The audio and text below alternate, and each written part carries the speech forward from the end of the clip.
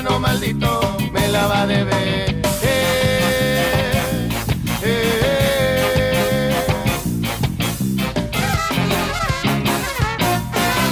Porque yo soy indio, no debo de saberlo. Pasa ya mi tierra, no debe de suceder. Milicia del masacre, es injusto que no ven a mi pobre gente que no se lo merece.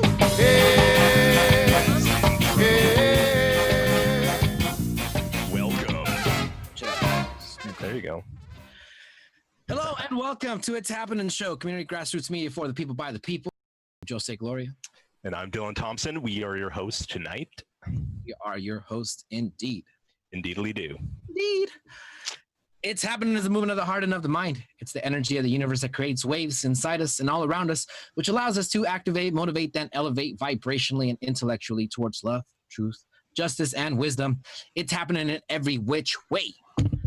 It's Happening is a culture of empowerment. It's people having the right to exist and participate as equals. It's a dream of what the world could be. But the future we want is only possible if we make it happen. So stand up, get informed, and fight back. Fight back.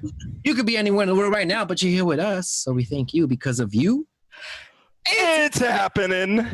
Woo! Happening. Nice. Yes. Yeah. But don't we have more technology now? We don't have to do these kinds of things, you know. But kudos to you. I've heard that Edgar does some pretty epic sound effects for us. This I've heard. I can't really. Is that what he calls it? Okay. No. Oh yeah. We'll have to hear it one day. Okay. Yeah. So, Indeed. How are you, good sir? Man, I'm just ready for today's show. Yeah. Looking forward to our interview. Right. Definitely, Carolyn Torres is on the show. Yeah. So we're gonna be talking to her in just a bit. We'll talk to her about all the things happening at the SAUSD. Yeah. Before that, what is happening locally, Dylan? Locally, oh man, locally, nationally, yeah, all over. Man, there still continuing to be protests, correct? And I see that there are some curfews still going out in the city of Santa Ana, right? Yeah, I've heard different protests happening here and there, so that's still ongoing. And also the fight to defang the police, or yeah, and all these things. But no, what also has been happening, unfortunately, is the rise in COVID cases. Correct.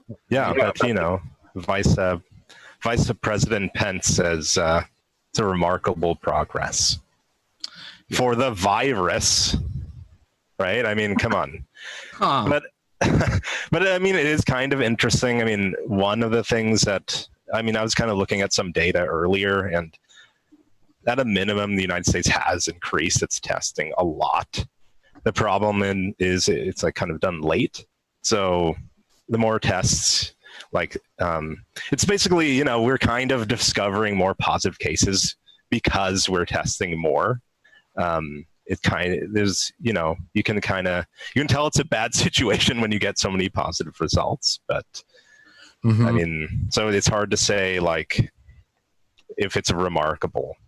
I mean, it's remarkable in other ways. There are certain other remarks I could make about it. In that regard, it's true. Yeah. But it hasn't been the most positive, and especially considering like, I mean, I'm gonna skip around here a bit just because it ties in. But man, I feel like there's a whole like political divide of like now not wearing a face mask is like a political identity, and like if you wear one, you're a lib and stuff. Like the way our country's divided is so crazy that it's like even coming down to like this issue, which is, you know, I mean, can't everyone look at the science and see that it helps? But yeah, man, yeah, it's weird. It is weird. It's gotten very much politicized. You know, it's like, are you you're sheep? You're sheeple because you wear the mask. You're gonna let the government like take your babies away from you too? Like, I don't know. It gets really extreme. But, Yeah, it's like it probably ties into some QAnon thing, I believe. Yeah. I mean, that's where the logic seems to go, because if President Trump is the leader of this thing, I mean, he went from denying it to kind of like dismissing it, or I mean, I from what I understand at some of their events, you know, they're like removing the social distancing measures that were put in place. And is that just denial, or are they just trying to make an appearance that it's not a problem? Not sure what it is, but denial. Both. It appears, yeah, probably. But yeah, I mean, it's weird times, and now Disneyland's going to be closed more. So Yeah. sorry, Jose. No. Come on, I need to make some money. What's a mouse got to do? Get some quick bucks. Yeah. So that you know, because of union raising up their voice recently, that was a situation where they were able to postpone it, and also Governor Newsom let them know, it's like, not yet, Mr. Mouse, not yet. And you know, and on the COVID-19, you know, crisis, I mean, Orange counties and Santana and Anaheim specifically are, you know, the cases are rising. This is not over. You know, as much as you know, the news cycle got, you know, overwhelmed, and, you know, rightfully so, because then, you know, real change happened with the Black Lives Matter movement and all the protests and stuff. But, you know, in all that, I think it was forgotten that's like, we are still in a pandemic. And so LA County has taken an initiative and said no beach for 4th of July weekend. So we'll see how many other cities, you know, follow up on that. Not. Yeah, the lib ones. Yeah, definitely don't see the board of supervisors doing anything remotely close to that, nor reported Huntington Beach for that matter. Probably not. Indeed. Probably not. But in better news. Actually, this is kind of, there's been a string of Supreme Court decisions that have been pretty favorable, coming down to a 5-4 decision. Another one here, Supreme Court strikes down Louisiana law that would have limited the state to 1 abortion clinic. And it basically this is a decision where Justice John Roberts sided with the courts for liberals, and basically made it so that this law is unconstitutional, because effectively it puts such a giant barrier to women to get that service and provides no benefit to them that they ruled it unconstitutional. That was basically the decision. So, I mean, let's be thankful for that.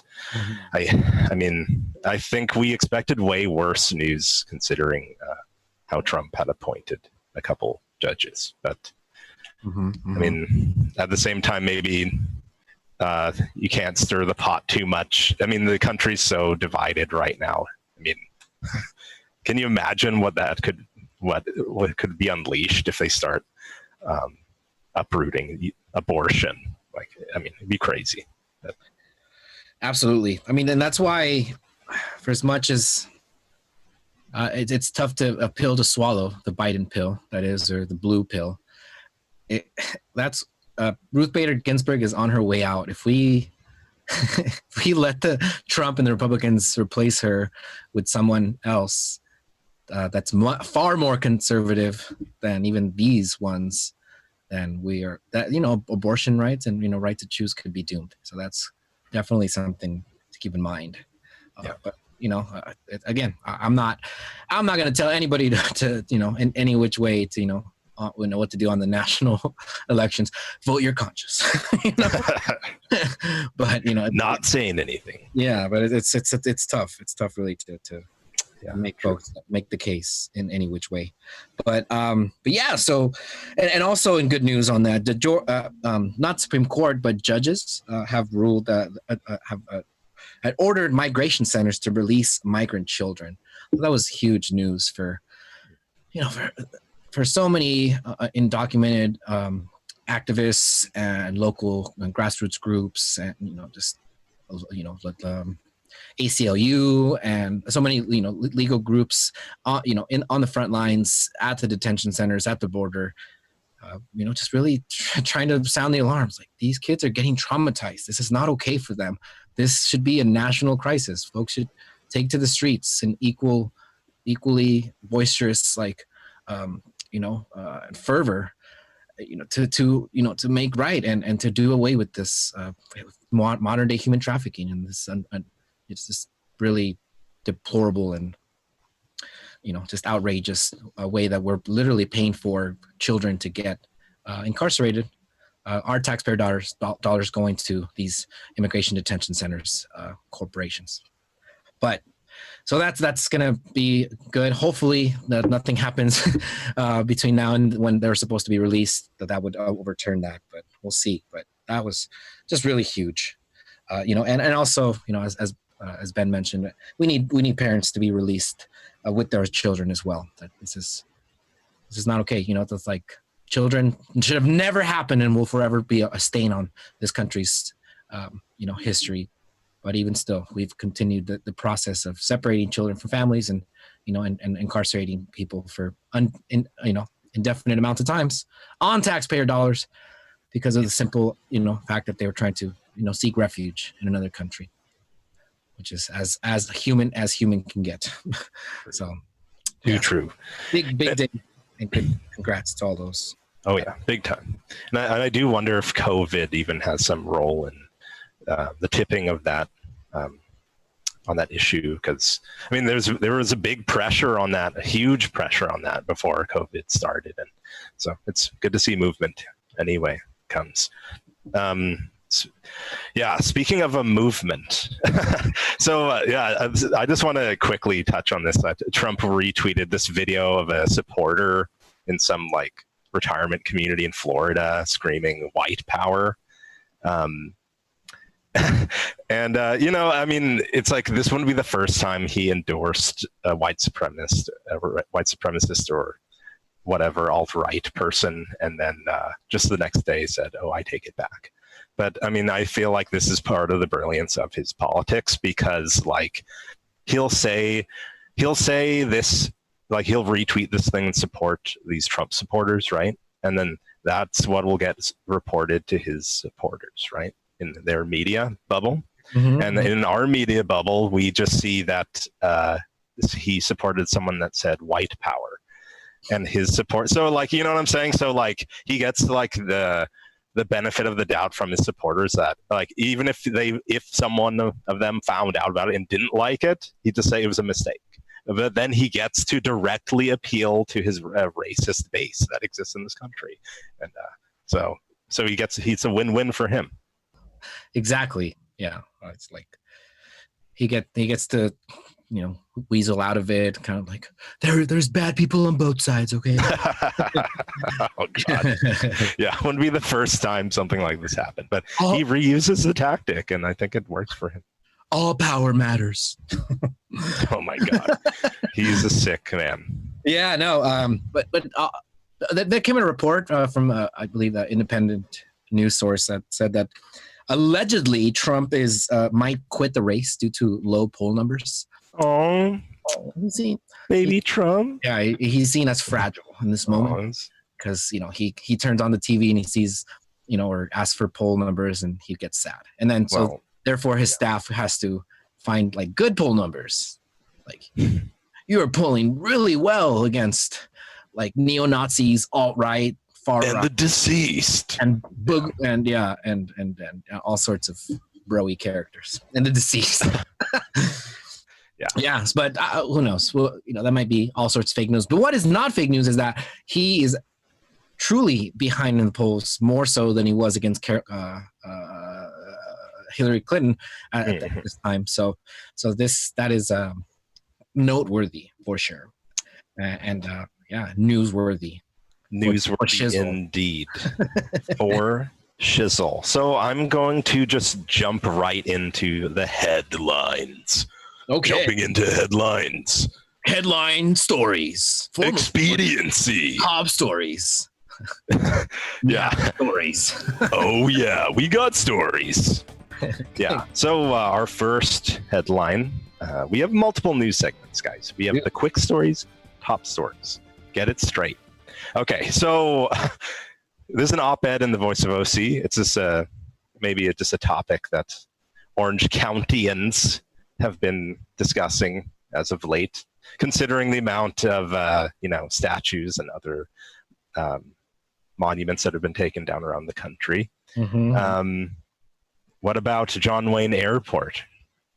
So yeah, basically in this op-ed in the SAUSD, they're arguing, obviously, to rename it or at least remove the name. I don't know. Let's get Jose's hot take. Go. Hot take. Hot take. Unplanned. Hot take. Go. Come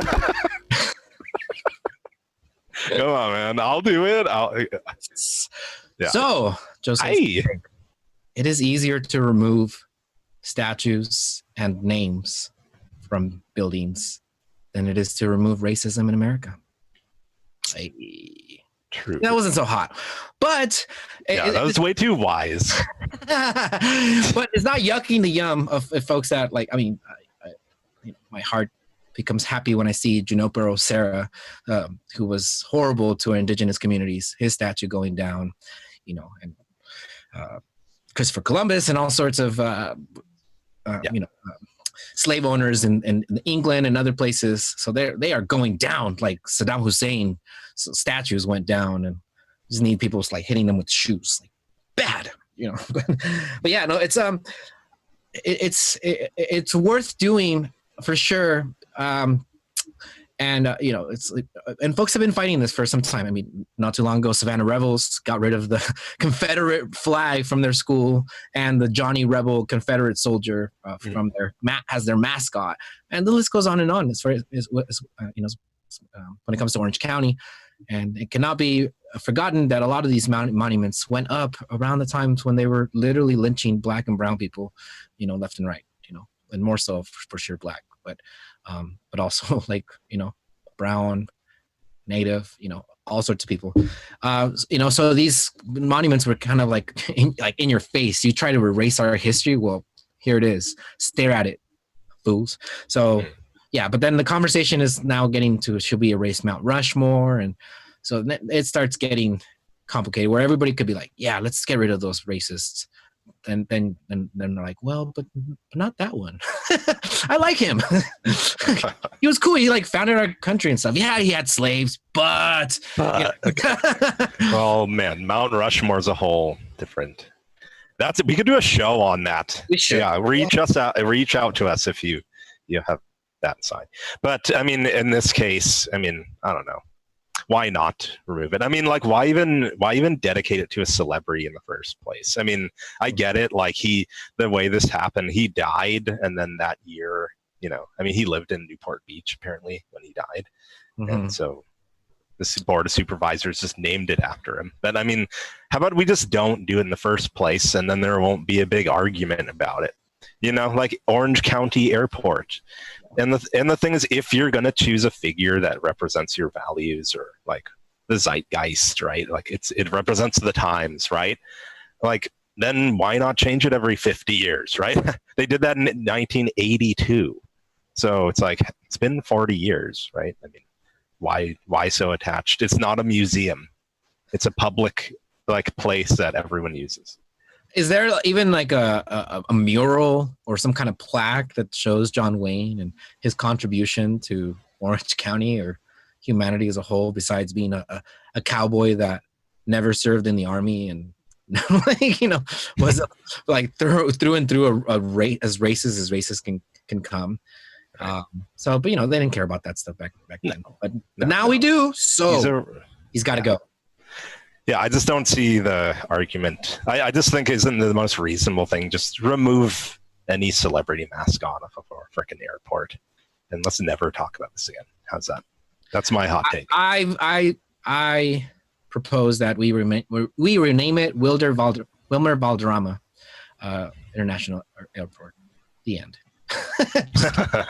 No. I was thinking, I said, well, what about Cesar Chavez? And folks were like, Cesar Chavez called Hispanic people like beaners and wetbacks and stuff. I think it was wetbacks. I don't know about beaners, but so I was like, come on. Okay, so then a non-divisive Latino leader, Latinx leader. Someone was saying Modesta Avila. Cantinflas. Yeah, Cantinflas is cool. I support that. Cool. That'd be dope. And no one can. Yeah, it seems like a pretty cool one. Yeah, but Having reached consensus. Yeah. I support Orange County. I think everybody would be okay with Orange County Airport. Yeah, it's already SNA. So thank you. That's the thing. God bless your soul. Yeah. So let's see.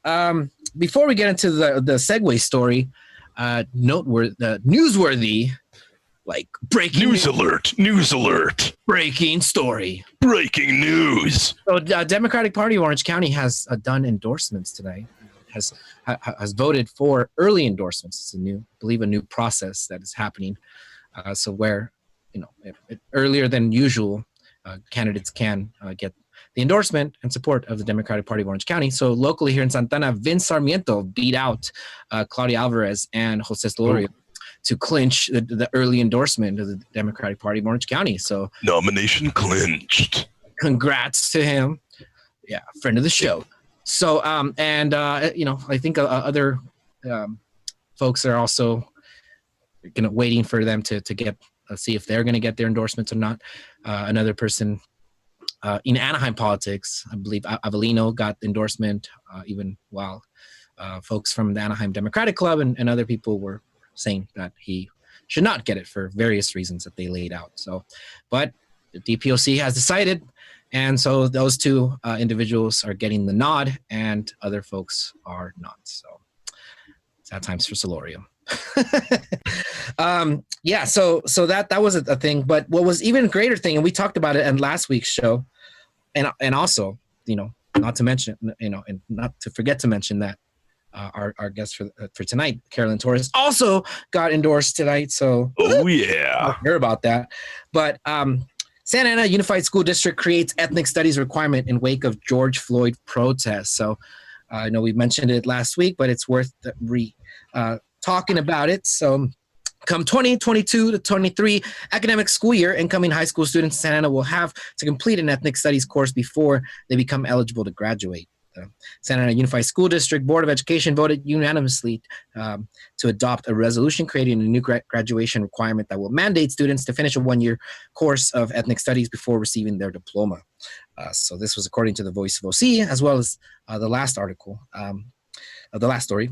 So the requirement is something for which members of the community have voiced support.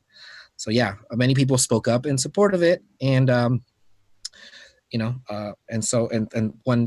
an educator and parent in the school district said, the racism and systemic oppression that permeates all of our institutions are what we have brought us to today's reality. The overwhelming dominance of Euro-American lens leads many students to disengage from academic learning and as well as socially isolating them. In light of the George Floyd protests, it does seem not just, Latinx and, communities, but indigenous communities, African-American communities need to be told about the issues that are relevant to them, and also the civic issues happening in their community, like in that moment, right? So this requirement will apply to ninth graders entering high school in 2022, and District Superintendent Jerry Almandarez will be responsible for creating a task force made up of students, administrators, parents, and teachers. So the task force will present its board to board members, one of them which includes Carolyn Torres, on July 29th. So yeah,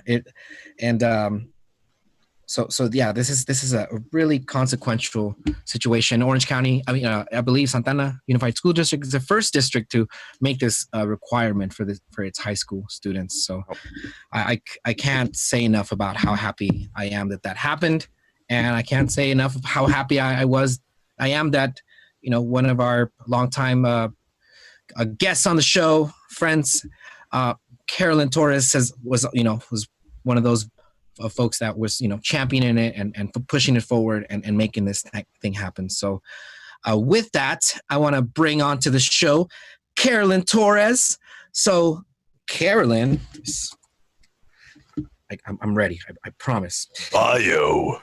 This is the bio intro. Carolyn Torres is a Santa Ana Unified School District board member and a current middle school history teacher. She has deep family roots in Santa Ana and is a longtime community organizer. She believes in the overlap of mental health, education, pedagogy, research, and community organizing. Welcome to the show, Carolyn.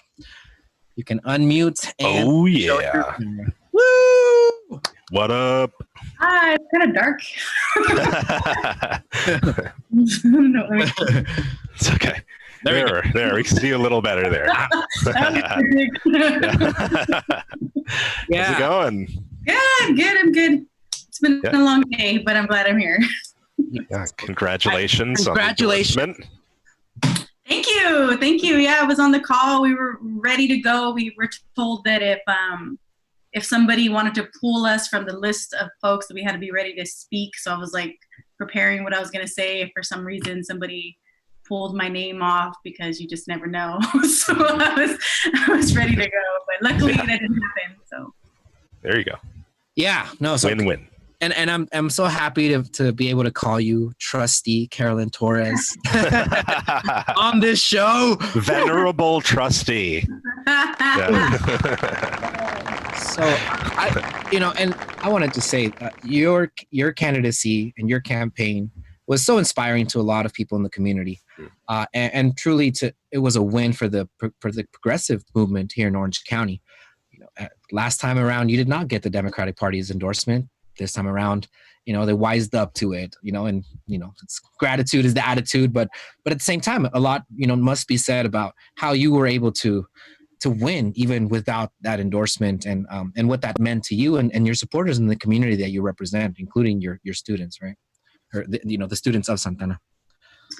Yeah, it was rough. It was rough the first time around, and it's also rough now, even though I have like the teachers union and the classified staff and now the DEM endorsement. That's obviously going to make it way less stressful in terms of resources and stuff. But I have to run 2 years in a row. Like there's no break. It was like we ran to November, and end of November, my mind was still. I had like less than a month to kind of relax, because I immediately assumed office. It wasn't like a normal November and you assume office in January situation. Like I immediately assumed office.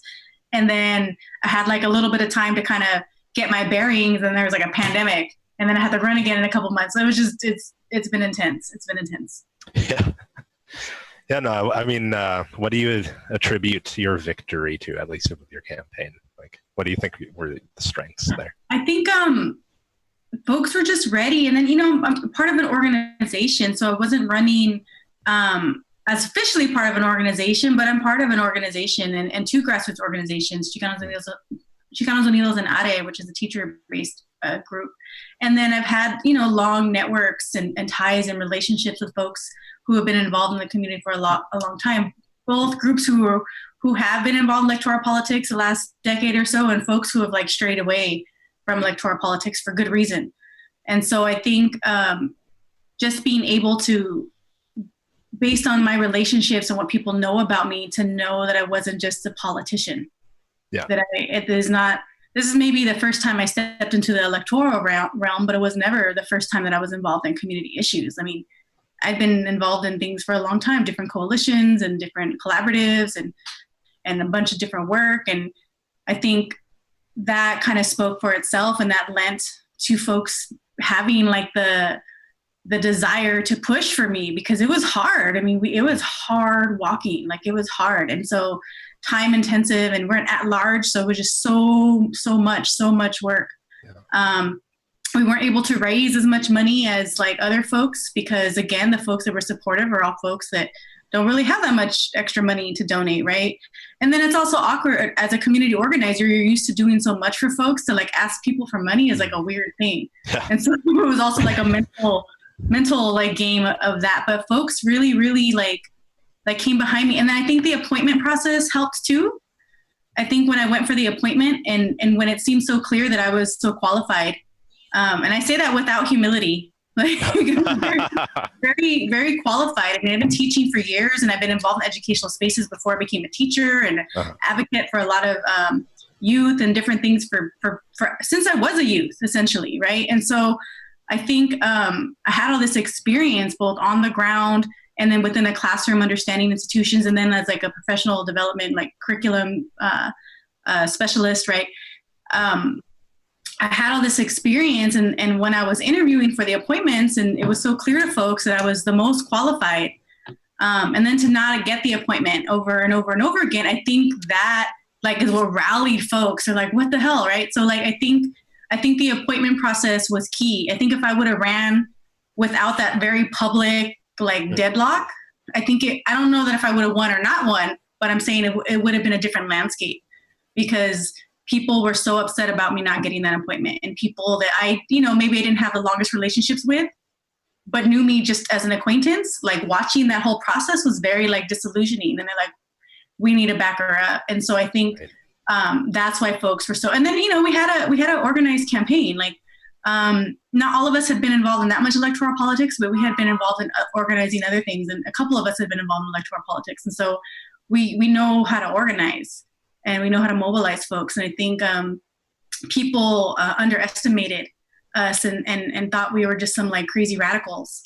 And we only know how to like call out people on social media, and didn't really realize that no, we know how to build relationships. We know how to like set an agenda. We know how to have a plan and like execute a plan. Like, but folks didn't know. Folks didn't know, and they assumed a lot of things that were not true.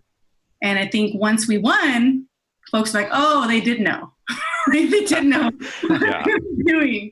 They didn't have the resources for it, but they knew what they were supposed to do, So, and I think it was a huge deal. And for me, it was very surreal. It's even surreal for me now, like as an elected, like it's very strange to like think of myself in that way. It's only been a few months, but it's a surreal kind of feeling.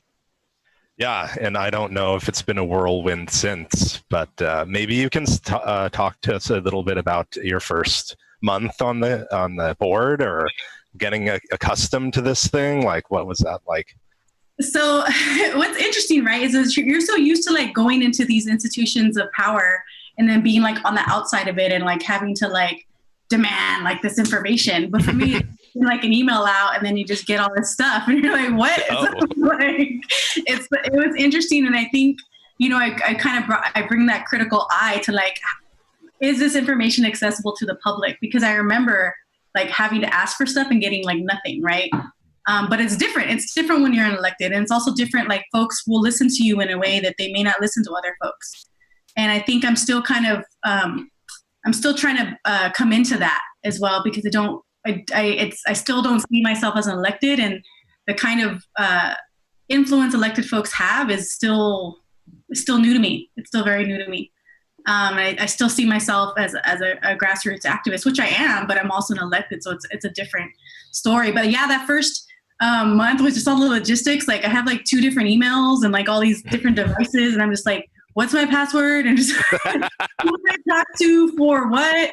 HR, who's in HR? Or, am I classified or certificated? Because in my job, I'm certificated, but as a school board member, you're like housed under kind of classified a little bit for the paperwork, and then, I didn't know how much school board members get paid. I'm like, what? How much? Like, it's like a couple of dollars, I didn't know. Like, so those little kind of funny things. But, I fell into the role itself.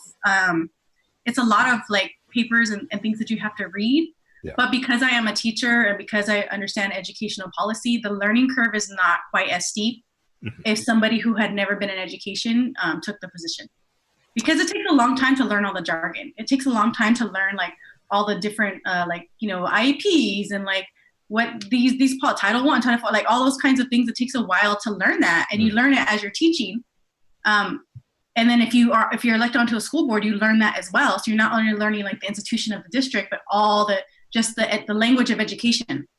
But I already know a lot of that, so that it was a lot easier to get in. It was the process of information that I had to learn, and I have a better handle of that on. And then plus you have like a cabinet, and you have like all these different positions underneath the cabinet, and learning all that. So that was kind of interesting. And then we got a new superintendent at the same time. We came in at the same time, so there's a lot of like movement and shifting and folks getting to know each other. But it's not that difficult in terms of understanding. It's time consuming to like read through everything. And then especially if you really want to be community centered, it's a heavy kind of burden to want to be accountable to the community. And it's a very heavy burden to be like, people have like all this faith in me and like, I don't want to disappoint them. And so it's a thing, right? And then to know that I'm up for election again too. Like most elected officials have, 4 years to learn the ropes, figure it out, know where to push, where not to push, all that kind of. And I have to learn it quick. Because the community has to see that it was worth putting in this time and labor for me. So it's definitely is something that's on my mind a lot. So I feel very responsible for the decisions I make. And so that's another too. Yeah, and I mean, well, hopefully, your campaign's still pretty fresh, right? I mean, maybe it's an advantage. I mean, we already have all the marketing, all the remember. Yeah, we're good. I'm good. No. 4 months ago. So just like riding a bike. They're still pretty, the yellow is vibrant.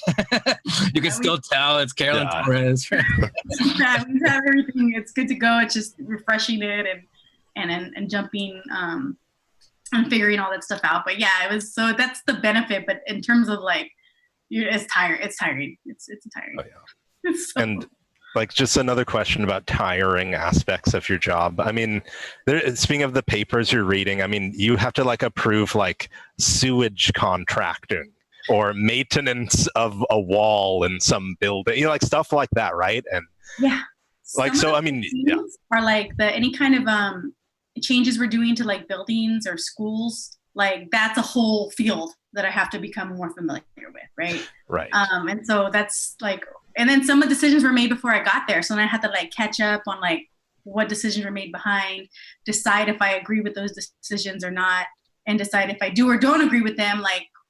Am I going to push on something? Or am I just going to lay back and listen? What am I going to do? And so that's a constant thing I have to be aware of too. Yeah, it's a lot. And I mean, but I think in a short time you've achieved something. And so like you said, you feel very responsible to people. I mean, maybe you can talk a little bit more about the things you think you've achieved in your term so far. Well, the big one is ethnic studies. That's been the huge thing. And I'm really proud of that. I'm really proud that the district passed it. I'm really proud that they passed it unanimously. I know I've been an advocate for ethnic studies for a very long time.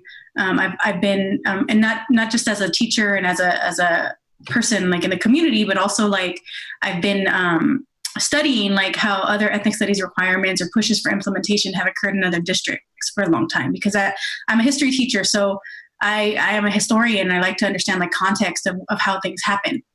Because nothing happens spontaneously. There's usually stuff that happened beforehand and either died out or pushed something, right, to a momentum. And sometimes people will pick something up that died out, or networks in Santa Ana is a big city with a small town feel, right? So everybody knows everybody and everyone's intertwined and there's all these relationships that go back. And so ethnic studies was pushed years ago from the Ethnic Studies Now movement that was pushed statewide, that was a response to what happened in Tucson.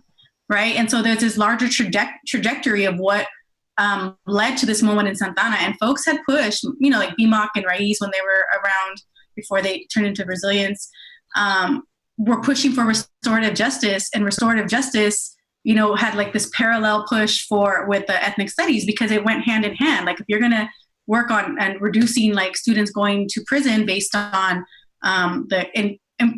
based on increased responses to criminalization, contact with police and stuff, then it also lends okay, well, what are you going to do to make this school more relatable to the students so they feel like they're a part of it? And ethnic studies is that, letting folks know that you have a history that's important and other people around you have a history that's important. And how does your history intersect? And what issues have been there in the past? What has been fixed? What hasn't been fixed? What is going on? And how do you navigate different power systems in order to make the changes that you want to make?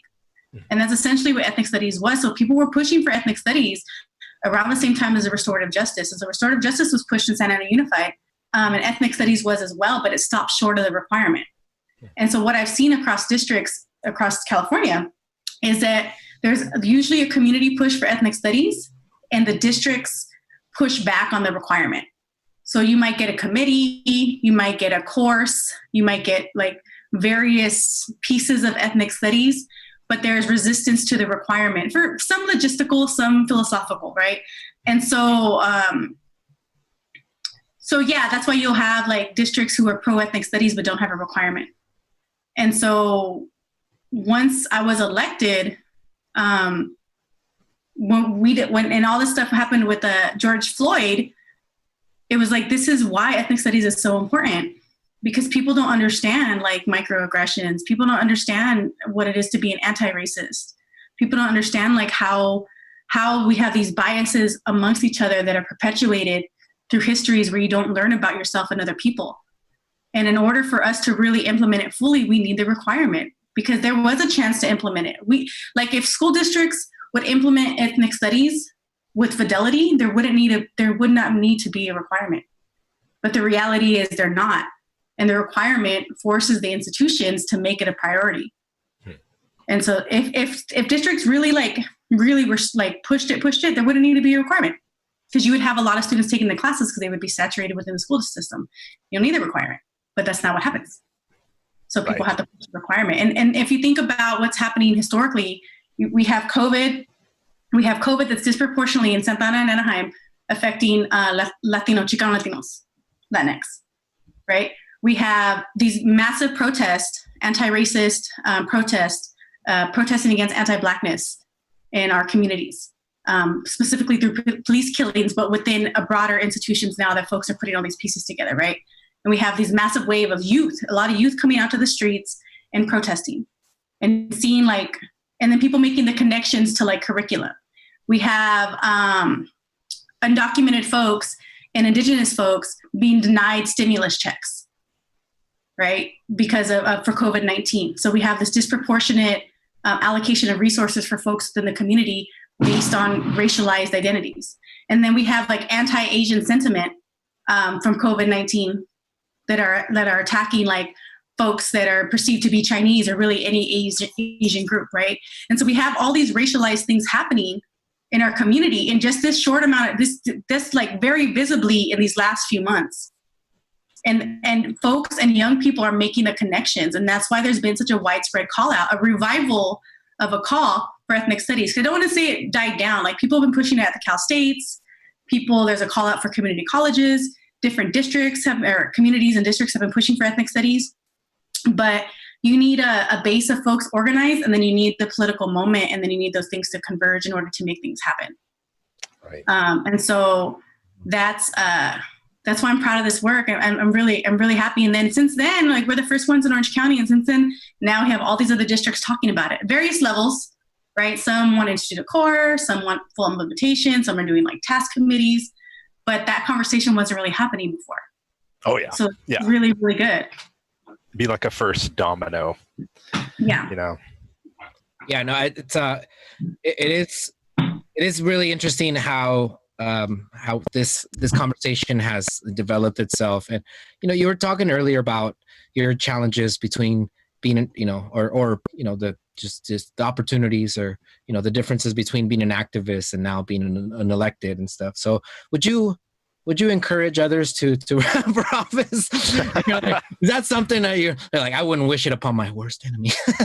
It's a lot, right? I mean, it's not, it's in a way, it's easier to be an activist because, just being in the hot seat and having to take those hot position, those controversial positions, or perhaps, picking and choosing your battles, right? Being tactful about like when you want to speak up and when you want to, just, stand back and let kind of things fall. But yeah, you have shown that like you can take the theory of change and take it from the classrooms and being able to take it to the next levels. Like, where is the decision-making body and how can we get there so that our students really have a voice from the folks that really are hands-on with the students and the parents and the families, so you can really speak to that in a different way than perhaps folks that didn't have that upbringing or don't come from those bases, and so that in that sense, like you're just kind of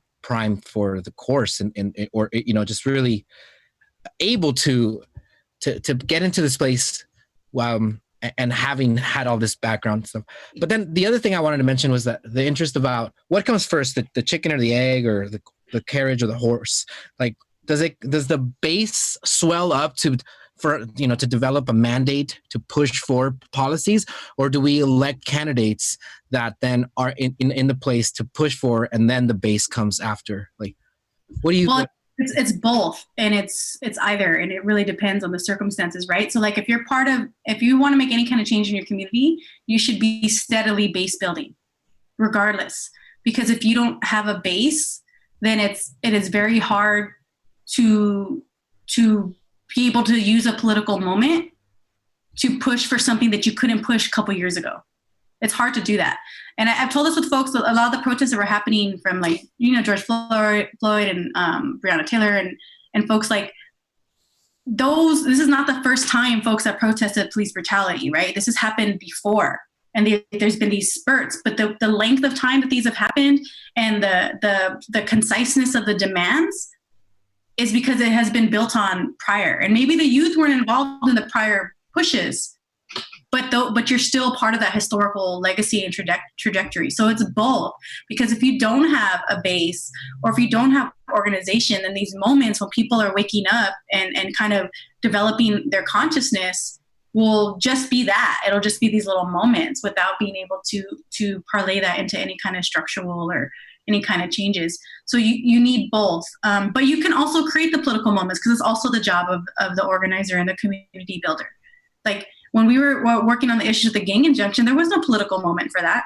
We built that from the ground up with other folks across the state that were building to change the narrative of like who deserves due process and who doesn't, right? What is it because you look like you're in a gang, you somehow are denied basic rights, right? So like those kinds of, we had to create the political moment for that. And it was hard because there was nothing specifically that happened that made us shift the way decision makers saw gang injunctions. But we can say that it's changed now, for sure. Gang injunctions are not like an automatic good thing the way people had like tried to say that they were in the past. And that was because of a lot of hard work in LA, in Oakland, and then here in Orange County, Santa Barbara, a lot of us who have connections with each other. And so in that example, there was no political moment. We created the moment. We created the movement to switch the discourse around like people's basic rights. So it's both. So if we would have waited for a moment, it wouldn't have been quite the same. So it's just being part of an organization and thinking ahead and having a goal. Like I wouldn't have, I never thought I was going to run. I've said this multiple times because I was very disillusioned with the electoral process, and I still have critiques, just like I've always had them. But in observing the way things have happened in the past, like we spent so much time having to like convince decision makers of some things that should be natural and should seem like basic humanity. But when we have some folks in there, that process is different. So now it's not about convincing all of them. It's about convincing a couple of them, because you have some folks that you already know are going to probably be in line. Right. I remember I was watching the one with Albert and Carlos last week, a couple weeks ago. And Carlos said something that was like, resonated with me, that when we have people elected into office, like the community that elected them and the community that like really agrees with what they're saying also needs to back them up. Because when there are those decisions where they have to make those hard choices, like if they're making those hard choices and the community is not supporting, but then is quick to criticize when they make a decision, then it's not going to help anybody. It's not going to help move anything. It's not going to help like change anything, because you're not giving folks the chance to do it better. And so we need to make sure that folks are being strategic with the stuff that they're pushing. And then my big thing too, that I'm happy that on the board is like access to information. Like if folks send me an email and ask me a question, I can shoot it to the soup. And as long as it's public information, I can just give it to you. That's useful. Yeah, because how many times will we ask people for information and they're like, oh, I don't want to give it to you, right? And there's some things I can't, like, lawsuits and things like that. But for the most part, like, you can get information that normally you wouldn't be able to have access to, or you'd have to run around in a million circles to get it. So that's kind of the good part of being on this, in terms of like if folks want to research issues or folks want to figure out like what's the real cause of something and what would be some like tangible solutions to a problem. Like with folks on the board that you know, like you can have access to information a lot quicker. Santana, for the most part, SAUSD, and people have opinions about various board members, but for the most part, they are community oriented. Like you have access to them. That's not true for like most school boards. Like most school boards is like these distant people that, you know, they're just there, like they're making decisions. And they're making decisions from like the advice of their cabinet or their staff, but they're not getting texts from parents. They're not getting texts from teachers. They're not getting folks saying, what are you talking about? I just heard this and I just heard you say this on the dais, right? Santana, for Unified, for the most part, like every single board member, like while we're sitting there talking, is getting like texts from people because they're more accessible than I would say the average decision maker in most elected bodies. And that's all of them. That's all of us on the board. Yeah, one advantage as it an is. all Latino board, right? So that's great. You know, and all Latino city council, but as we've learned, you know, that in and of itself is not enough. You know, identity politics giveth and it taketh away. So, you know, so we can't just be like, well, we need more of this. It's like, yes, that, and with as you know, as little special interest as possible, if at all, and the most important interest, not to say special interest, is the interest of the community, and have community-oriented candidates that are really going to put the community, you know, ahead of all of these different things. Because campaigns are expensive, you know, and I think that was the you know, as you mentioned, I myself took away from that conversation, and I think that's the ongoing conversation that, you know, we've been. Carolyn, I've known you for almost 10 years, girl. Like, you know, I remember when, you know, like the struggle was real for you and me. You know, we were just, you know, like, you know. Yeah, a lot of folks know me, but they don't. I mean, like the housing struggle was real. As an adult, as a child, like coming from like heroin addicted parents, being pseudo homeless at various points in my life, having to go live with distant family, all these like trauma, choosing bad boyfriends. Like throwing my life away so I could save someone that doesn't want to be saved, right? Like just all of these like things, and like even before I got a full-time teaching job, I was like couch surfing, and that was only like less than 10 years ago, right? And so like those are real things that are not that far removed from where I am right now, and it's a completely like to imagine, you know, 7 years ago, 8 years ago, that I would be teaching, that I would be relatively okay economically for now, and that I would be an elected official is like it's surreal. Like it's surreal. Yeah, it's an incredible story, you know, of overcoming, and you know, and that's who you are. You've always been really upfront about your struggles, and you know, and the traumas that you know that you survived, and you know, and the things that make you who you are, and a passionate, you know, no holds barred advocate for your community and for the people, you know, the most disenfranchised and the most vulnerable and marginalized. And in the case of, you know, CU and yourself, you know, the gang injunctions, like you said, enough can't be said about how that work that was happening nationally with folks fighting against gang injunctions, but also fighting against the decriminalization of our communities in various ways. And also the police brutality that we saw like in great numbers, which according to, you know, apparently Solorio had a lot to do with, you know, the number of deaths going down in Santana. News to me, news to a lot of people, but that's what came out. The flyer says so. That's what I read. That's what I heard. Yeah. So, Yeah. you know, but you know, without that, that work of yourself and so many other organizations, you know, you wouldn't have been able to have that, you know, that direction policy wise. Because I feel sometimes it's like, you know, what do we want? Like justice. Okay. What does that look like? Well, I don't know, but not this, right? You know, then you get into policy conversations and you know, and different strategies and theories of change, and so like with that, then, you know, I mean, there a lot can be said about how jargony like legislating is, right? You know, and like intentionally so to not think, you know, to make it so like boring and opaque.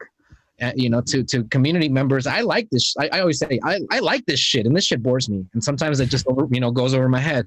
Imagine like, you know, mama, papa, you know, like immigrant, you know, family, like trying to like advocate for justice. Like this is a lot, but it definitely does help to have folks that can take all that information and to give it into folks in approachable ways. And I think that you do that. I remember when I was first getting like my packets for various board meetings, I'm like, I kind of feel like I'm in college again. Like you're just like flipping through stuff and you're trying to skim and then go back to see what's important and then trying to like process information and then like do a presentation on it later. Like, it kind of feels like college a little bit, right? So yeah, that does mean that like, that means that information is not really accessible, right? Because not everybody went to college and not everybody who like can read well have to go to college, obviously, right? But like it does assume a certain amount of expertise in certain fields in order to navigate like even a document. Even if the document is public, like can folks understand it? And how long would it take for them to teach themselves like how to read these documents, right? And so that's part of the educational process. And so I'm really want to try to work on the pedagogy of the district in terms of how it outreaches to the community, because it's still, even with a district that's community focused, like there's just so many things that like slip through the cracks because you're not thinking like a community member who's going to a website. And it's not, and again, I've said this, I don't think it's intentional. It's just oversight. It's just not centering like how would somebody who doesn't understand these things work. Because nobody would understand. Nobody inherently understands any of this. You have to learn it through experience. Yeah. And so it's trying to provide ways to make it easier for folks to experience what they need to experience in order to navigate these systems. Yeah.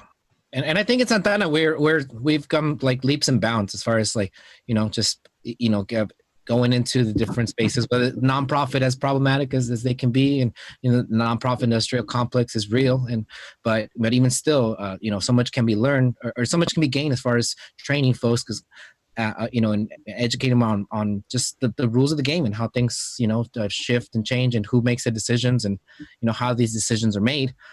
To understand democracy in order to change it, to make it more democratic, because actually the process as you start to look at it under a microscope, it's like, wow, this is very undemocratic.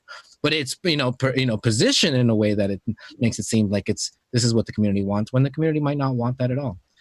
Yeah, I always think of my family. Like I think of like, because I'm always the one that my sisters or other folks will go to like, what's the rules on this? I'm like, I don't know, let me go to your district website and see blah blah blah blah. And I think like, I'm a resource to my family in that way, and do other families have that? And then other folks, they just have to figure it out, right? We have parents who didn't go to college and they're awesome parents, but the way that they figure stuff out is like committing to like learning it.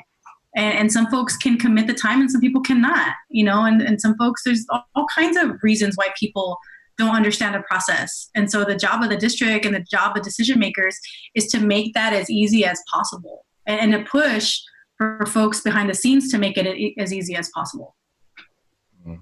Carolyn, do you remember Dylan in Occupy? What did you think of him? They're like, who is this guy? Dylan Moore from the Mayday Coalition. Oh yeah, for sure. I remember back all the way to 2011. Yeah. About the Mayday. That was a good time before stuff happened, but like for a while it was like like really cool. A real coalition, right? Because sometimes people will say coalitions and it's not. No, it was. Coalition is like organizations combining together to advocate or push for something. Oftentimes people will say coalition and it's not. It's a collective of individuals, but it was mostly organization. Right. Correct. Yeah. Remember the good old days, Dylan, when we're like, we got 300 people to come out to our Mayday March. Yeah. These kids like, no problem. Boom. Like 1,000, 2,000 people. Making it look easy. Are where a lot of the folks have known each other for a long time because of this. And so, sure. But then you get old and you're like the old person now. So like I'm in that area where I'm starting to be the old person. I know. You can come in with the wisdom. That's right. Well, because I'm looking at stuff. I'm like, am I being critical because I'm old? Or yeah, like I'm always where is this resistance to this particular thing coming from? Is it being critical? Is it being strategic? Or am I just old now? I'm like trying to figure it out. At least you're thoughtful. All of the above. Yeah. I know. I'm always like, am I being a boomer right now? I don't want to. Yeah. Yeah. But just going back to the coalition, I imagine perhaps there is one behind you now, and behind, I mean, I imagine you're already campaigning.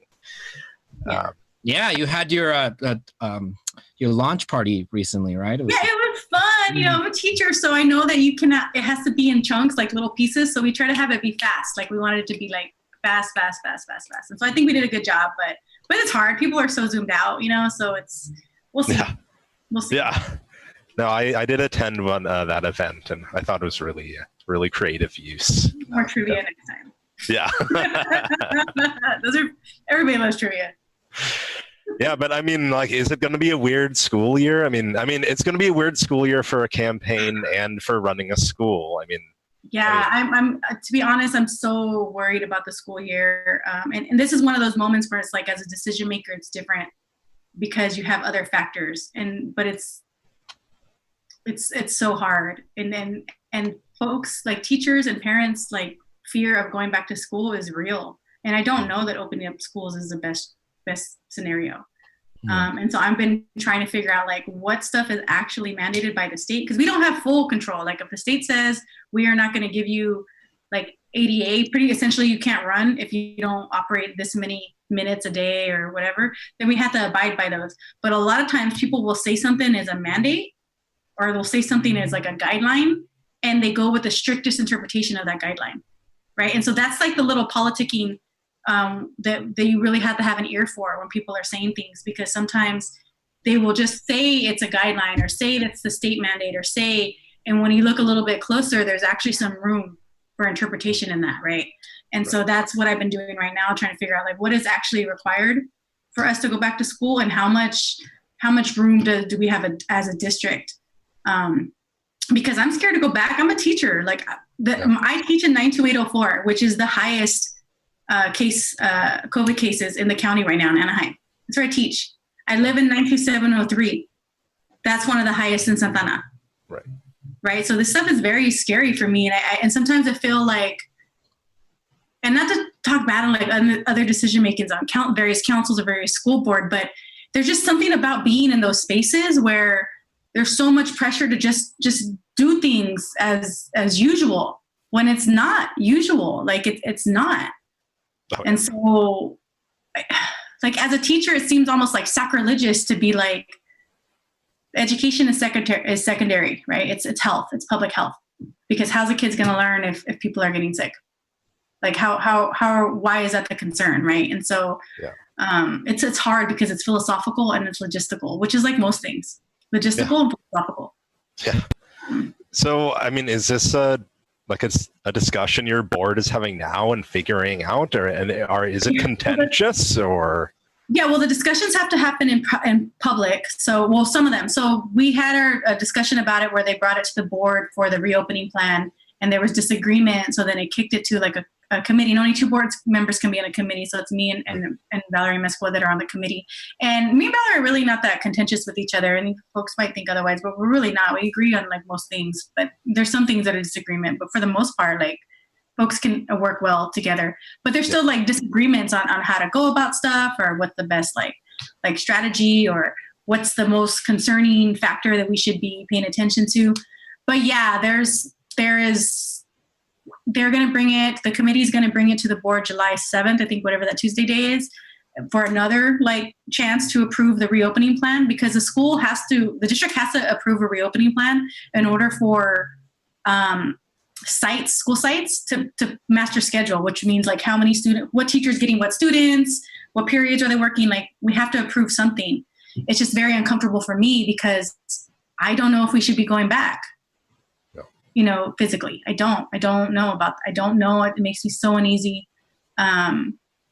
So that's the question, but we can always shut down even if we approve a plan. It's just that how quickly is that going to happen, and under what circumstances will we shut down the whole district? Is it going to be reliant just on a governor mandate like last time?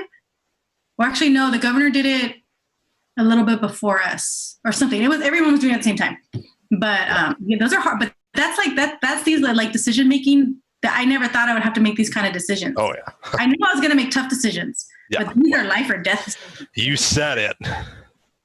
Yeah. Yeah, that's hard. That's because, I mean, as it is, teachers have to deal with like all the bacteria and I got ghost stories. and the cooties that the kids will bring, and you're just like, yeah,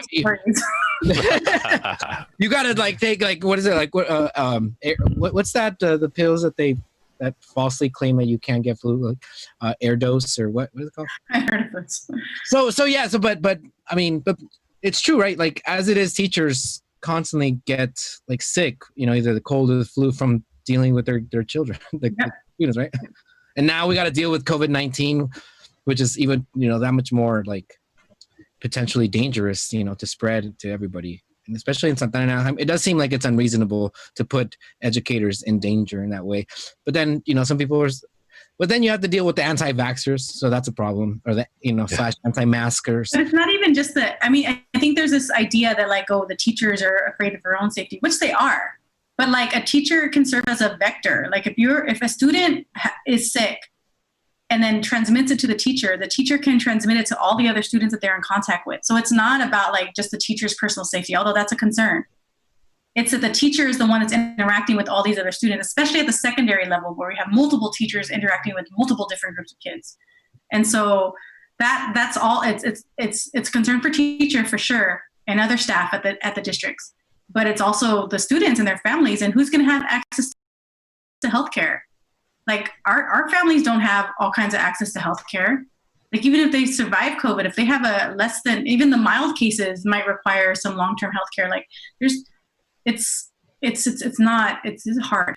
Right. And which is what I hear for myself, just going back into the classroom. Right.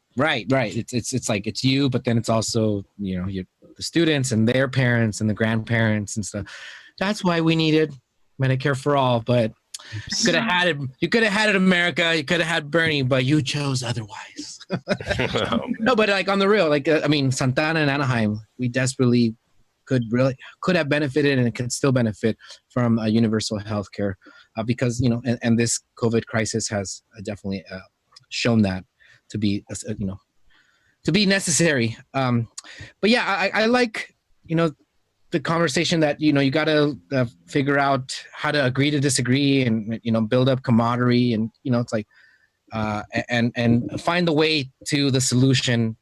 I guess sometimes you'll diverge on strategy, but then ultimately, like, I guess we want the same thing for our students. But yeah, if there is on board, right? Because you can win things with the majority and that'll get it done. But you would want to have the majority support because then the minority of the board is not going to be like throwing wrenches in your plan, right? So like the ideal is to have consensus among the board, but when you have to have majority, then you have to have majority. But you still got to work with folks. Like it's like it's like any other job, right? Like you have to work with other people if you want to get the job done. And when you have to take hard stances and it creates conflict, then you have to take hard stances and create conflict. But that's not your default. That's only when you have to. Yeah, absolutely. I want to lift up this moment. So many amazing educators as you're talking, and you're mentioning that other schools have also been doing things, but not the requirements. But like in Anaheim and other places. Juan Alvarez and Dr. Jose Paloma Callis and Dr. Moreno at Cal State Long Beach. Liz Gracian, of course, Don Benjamin Vasquez locally. So there's just so many folks that are really have taken it upon themselves to be conscious and specific on their curriculum to be able to include the conversation happening in their communities. And I've seen it firsthand, just how much the kids just jump, towards that opportunity. So to be able to have done that. And to inspire other school districts to also do that is really great. One question that I found here was: is it possible for ethnic studies to go into elementary schools? So Anaheim Elementary actually did pass a resolution. It's not a graduation from 5th grade requirement or 6th grade. I think Anaheim Elementary is, but they passed a resolution to implement ethnic studies, and they're in that process right now of figuring out what that would look like. So yeah, you can ethnic studies institutionally makes more sense to pass at the high school. But even in the story of Santa Ana, it was actually middle school students from Spurgeon, Mike Rodriguez's kids, that had pushed ethnic studies in Santa Ana, right? So it came from middle school kids and elementary. And there's been various professional, I've seen like flyers for, now that ethnic studies is out there. Like more people are trying to do workshops and things, which is cool. But there's always been that gap for elementary. But you can definitely do it. I mean, as a teacher, you're gonna obviously you're gonna teach based on developmental needs and grade level. But it's ethnic studies as a concept is not anti-development. Like you can, develop like a culturally responsive and have folks think critically and things like that at lower grade levels. So it's just slightly different, but it can happen for sure. I don't know if there's any other elementary district that's passed a resolution ever. I don't know. I'd have to look into it. I'd have to ask Pablo. But like Anaheim Elementary did, and that's a big deal. I don't think it's got as much highlight as it should. I know that Savannah High School with Juan Villa had the Global Language Academy, which connects Brookers Junior High with Savannah High School. So these kids are literally learning in Spanish, and Latinx-centric education and history from 7th grade, potentially all the way to high school, or to senior year. How amazing is that? Like, I wish I would have had that when I was going to Savannah and Brookers Junior High, but at least this new generation of kids are going to be hella woke. And more importantly, really like rooted in their history and their legacy. Yeah, I was teaching 7th grade world. I taught 10th grade world first, and now I'm teaching 7th grade world. And even though it's a world history class, I had to like make an effort to really focus on the populations in our schools. And Anaheim has like real diversity. We have all kinds of kids from all kinds of places, or their parents or grandparents from all kinds of places. And like, I remember when I would do an assignment that focused on like Vietnamese students, like how seen the Vietnamese students felt, because a lot of times Vietnam in the world history standards and 7th grade, like people don't find time, they'll just do China, right? And they won't do like other East Asian, Southeast Asian countries. And so it's just the feeling seen is such a big deal. Or if you're talking about like Latinx studies, like obviously Chicano Mexican studies is super important because a lot of our students, but there's also Central American students, right? And so, talking about the borders, and I like to talk about my story. Like my grandmother was from Chiapas, Tapachula, Chiapas on my mom's side. And she was born like 15 years after that became part of Mexico, was previously part of Guatemala. So I always ask the students, am I Guatemalan? Based on this border? When am I 15 years away from being Guatemalan? Like, what does that look like when we talk about borders? Or on my dad's side that we're Yaqui, and the border usually literally cross inside of the Yaqui. And so, on one side you're Mexican and the other side you're Native American. So what does that make me? And so this concept of like nation states and where you are and where you're from is so important. The kids get it. Like they get it. You just have to have a conversation about it.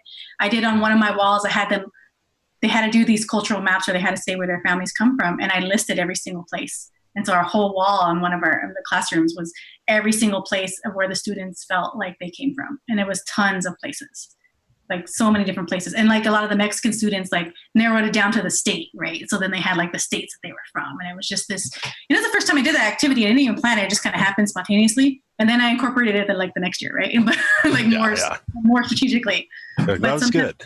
Happen. And so it was really cool to see that with the kids and feeling, oh, you're from Guerrero too? And like, oh, you're from Guatemala too? I'm half Guatemalan, and like that kind of thing was really, really cool for the kids to see. And it was dope. I want to do more with that. I'm kind of, the online learning it's bumming me out because I do a lot of manipulatives and a lot of like group work and a lot of like use of physical space. And I'm not going to be able to do that. And so I'm going to have to figure out how to make these connections in a digital way, which is rough.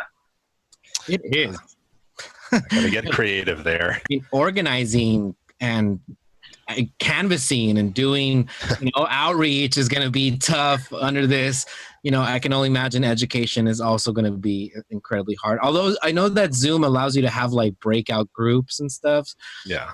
But you have to build the relationships for folks to even want to talk in those breakout groups. So kids are awkward, or like, they're just silent and stuff. They're just like, I don't want to talk. Maybe it'll be easier on Zoom because everyone will just do this and be like, I don't know. So that is okay, wait, I'm back. Oh shoot! Because they're shy, or maybe they don't want people to see the back of their house, or maybe there's all kinds of stuff going on. And when I was doing like the conference calls, and I would just have them unmute, and I'm like, just say hello. I want to hear your voice. Say hello. but it took like 5 minutes to get the students to do it, right? So and that was with having the students the whole year and them still being like so awkward because, you know, when you're at school, you got this, that you're a different person than who you are at home, right? And so to have the teacher be in like your home space is so weird for kids. And so it's a lot to think about. I've been doing like the Bitmoji classrooms. I don't know if you've seen those, but they're awesome. I don't know if the kids are going to like them, but they feel fun. And so, because sometimes teachers will like do all this stuff they think is so cool, and the kids are like, meh. So, oh wait, can your students react to what you're doing, or is that? Well, sometimes like I'm really honest. Like, do you guys like this? Or like, no. And I'm like, okay, I guess this lesson sucks. Or like we think they're going to be all into it, and they're like, meh. So it's a lot of trial and error. Right. It almost sounds like stand up a bit. It is. Yeah. That's why it's so exhausting to teach, because you are nonstop entertaining from like 8 to 2:30 with maybe a half-hour break or the 2 minutes between the passing, right? Like you have to read the room and then try to like be all like read the Yeah, it's rough. And I'm kind of introverted, but as a teacher, you can't really be introverted. So that's like the only space where I'm like, I'll be super dorky and not care as much about it, because it's like that's doing it for the kids. Like there's a reason, right? But like it's emotionally draining if you're trying to do it and to be like on top of the kids and be like, hey, what are you doing? And then try to get them to do work without being mean about it, but like laughing and getting them to do it. Like it's hard. Oh yeah. Sure. You have to deal with some hecklers from time to time. Yeah. Hecklers. And I have to like reverse it and be like, oh, thank you for your feedback, but let's move on. You know? It's constructive. That's constructive. Oh, do you wear those hoop earrings? I do wear my hoops. Love it. Back and forth. So I am very intentional about my appearance, especially with young people. So I'll purposely will wear my makeup and hoops, and then I'll purposely wear no makeup and look like crap, right? Because you want folks to see both, and for people not to feel like they have to present themselves in a fully made up way all the time. So I'll intentionally do both, like looking like crap, looking good, dress different styles, because they watch you, and they pay attention to what you're putting out there. So everything's very intentional. I try to be as much as possible. Yeah. I just, if you just know that if we're in a conference call or on a Zoom call and I don't have my video on, I'm either in the bathroom or I'm still in bed, like gnarly bedhead. That's a thing, but yeah, I was like, hey, can I see your face? I want to see all your beautiful faces. I hear the dumb band talking all the time as kids. Yeah. Wow. So educating in the times of COVID, you'll be able to write an epic book, a saga even, Carolyn. Yeah. Trustee Torres, during this honorable trustee. Honorable. I'm not sorry. A band corrected me. The honorable. No, it's yeah. So so just transitioning into the campaign before we kind of have to end the show.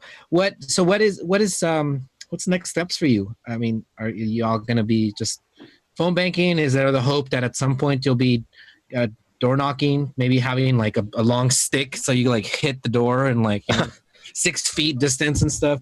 You can like put the door and then like walk back or knock back, right? You can do those kinds of things. I mean, that's not going to be the most engaging. And then it's also a folks' comfort level. Like people may not want to talk to some stranger at the door, or they might want to, or they might get in your face, right? So we're working out the different scenarios based on once we get closer to the walking dates. What would be the best? And then also we would have to gauge our volunteers, because if they don't feel comfortable like having a conversation, but they feel comfortable like dropping off the lit, then that's okay too, right? So it's kind of gauging that out. And then the fundraisers are going to be tough. We're going to try to work it out as much as we can. Having some events coming up, but but the good thing is like everyone's in this together. Like all campaigns are going to be dealing with this, so it's level in terms of the playing field. Well, except maybe some of the Republican campaigns, they'll be like just like breathing heavily, very close to their constituents. Yeah. When folks knock on my door, we have a little window. I open the window and I'm like, yes. Yeah. Because I'm super. I'm on. Like some people are a little more lax, but there's since situations where I've had to be like in groups, like, but I will avoid them. I don't socialize. Like I try not to, you can outside, like if someone's a distance away from you, it's okay. As long as you're wearing masks for the most part, it's okay. But people start to do that and they start thinking like all the time, the groups get a little bigger. You might don't want to wear the mask. Oh, let's eat too, Yeah, you wind up on the local news for like infecting 90% of your party goers. Yeah. So I try, we try in my household, we try to minimize. Now I wear the face shields when I go to the grocery store the few times that we go. We try to take it seriously as possible. And anytime we do anything, it's a risk that we're willing to take, but we try to minimize to like the bare minimum amount of risk. I do have to take additional risks because I am an elected. And so there are some responsibilities. We had our first board meeting in public and I was a little hesitant. I don't know if I could have joined through a call and I might do that next time and feel how it is. Some of the district meetings are happening, like the committee meetings are happening in person. I'm opting not to. I chose to do the person one for the district board meeting because I thought it was important for folks to see everybody there since we were going to have these like major conversations. I may opt out of it next time. I'm just kind of gauging it, but those are like some risks I have to take because that's my role. But I'm trying to minimize it because I have to go back to the classroom and I want to reduce the amount of risk. And because once I go in the classroom, I don't have a choice in my job. So I'm trying to reduce that amount of contact until I have to go back into the classroom. I wonder, have you gotten any feedback from constituents who think COVID's a hoax or something?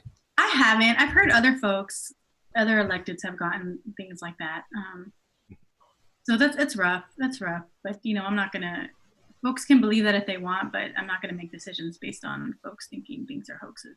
Yeah, I heard Ceci is having like get-togethers at her house, very personal and close, and they talk at each other. I'm just kidding. She's probably listening right now. Come on, that's not. Don't do that. That's not true. I'm glad you were joking because I was like, really. Like, I'm just saying. She's supports Trump. Like a joy, like when anti-COVID or hoax people get sick, but I don't. Like part of it's supposed to be like, yeah, that's what you deserve, and maybe, but.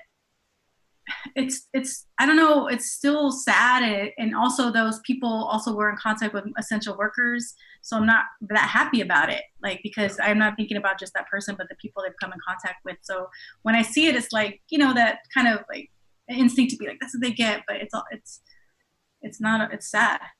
No, it's real. I mean, there's a the cook and that I know that works in Santana that his twin brother died from COVID in Mexico and can't go see him because he's undocumented. So there's been some family twin brother and his twin brother's wife. There's been some family tragedies in my family that not related to COVID, but where folks have not been able to be there while somebody was going through something very traumatic because the hospitals are not relaxing. The hospitals are still having people abide by the COVID rules and folks are not able to be in there for various things. And it's just so freaking sad. Yeah. I want to bring into the conversation before we have to sign off something like more positive. You're gardening. Talk to me. I'm a fan, first of all. I love the gardening. I'm only been doing it 2 years. This is my second spring. And when I moved into the house that we live in now, we have a yard. So I was finally able to like learn how to garden, and I'm like super nerd about it too. I have like a book and it's like tabs and like colors and it's ridiculous. And I spent all this time like watching YouTube videos and actually the person that helped me when we started was Maria. And so she came over and she helped us like with the basics and got us like kind of started. And then after that, we just kind of ran with it, and it's been really cool. Like it's a lot to learn. But I'm also a nerd. So if you want to start off slow and just do like one plant and learn through that, that's okay too. But it's been awesome. And there's a lot of folks doing gardening right now. And I have all these extra cucumbers if folks want them. Nice. And then we're going to have tons of butternut squash, probably another week or so they'll be ready. And like, but it's been so much fun, like just to get like your hands like in the dirt and just to just focus. It's been really, really good for like my mental health. Just to be in there. And I know like when I'm doing too much and the gardening is not fun, then I'm like, okay, you're doing too much because now it's overwhelming. It feels like a task, right? So just scale back, Chill, right? yeah. But calm the hell down. So. Okay, I don't need to rotate these plots right now to maintain the nitrogen balance. Okay. Yeah, I was like, okay, I have to learn crop rotation and like planting, and I was like, you know, and so, but now that I'm on my second year, like, it's good. Next year is going to be even better. But I always tell people this, such a teacher nerd joke, is like I scaffold my life, right? And so in teacher jargon, scaffolding is like, just like in scaffolding and building, like you start with the foundation and you build on it, you build on it, and build it. So when you're a teacher, you don't just throw it at a student. Like you start these little levels until they can get to where they need to go over the course of time, over a lesson, over a month, whatever. And so I try to do that with my life. Like if I'm learning a new skill, I try to like scaffold it to not get overwhelmed. When I'm doing like campaign stuff or when I'm getting involved with stuff, like I scaffold it. There's certain days where like, I'm not thinking about this today. My day for ethnic studies is the next day. And it's hard, but it forces you to create boundaries. And it also like, because you can't, otherwise it's overwhelming. And as someone who deals with that anxiety, I have to be very like, okay, I'm going to do it this way. And so that's my thing. Scaffold your life. Like you don't try to do everything all at once. You do it in pieces and you build yourself up and you build your personal resistance or personal growth as you're doing things, because a lot of folks don't want to do stuff because they feel like they're never going to get from point A to point B. And so gardening has been that, like, I'm like, okay, I'm not like I posted something like, I'm not going to care about bugs or if my leaves look weird. Like, I'm not worried about that right now. I'm worried about learning how plants grow and what they look like when they're done growing. And next year I'll worry about how to get rid of slugs. And so I'm not worried about that right now. So nice. You definitely need to write a book called Scaffolding Your Life. And the subtitle will be Logistics and Philosophy. No, but that's a great advice. And I mean, I have a little garden. But so wait, are you doing like raised planter boxes? Yeah, well, I started off with raised beds, and then now I'm doing like pots, and then we do some experimenting like directly in the ground. So sometimes we have extra things, and I'll just throw them in random spots in the ground and see what happens. Right. Sometimes they do better than what we do. We spend all this energy on like perfecting this, and I throw a random seed somewhere, and it grows into this beautiful plant. And I'm like, what the hell? All right, it worked. Yeah. And how about compost? Where are we at? So I was trying to do compost, and we dug a pit, and it worked. It was actually working out okay, but then a rat got in there. So then we changed that. We got rid of the pit, or we have a piece of it. We filled most of it up, and we put a container in there so they can't get in there. And then we were gifted a tumbler, like a big one. And so we're still figuring that out. So the composting hasn't been that great for us. Because we're still, that's another thing I have to learn, and I've allocated to another time. We've just been throwing stuff in there because there is like a recipe and how to rotate it, and I haven't had the energy to learn. Scaffold, right? Yeah, so I just throw stuff in there, and if something good comes out, cool. But another time I'll learn how to do that better. But we do compost our scraps. I don't know if they're going to produce good soil for us. It's a good question. Nice.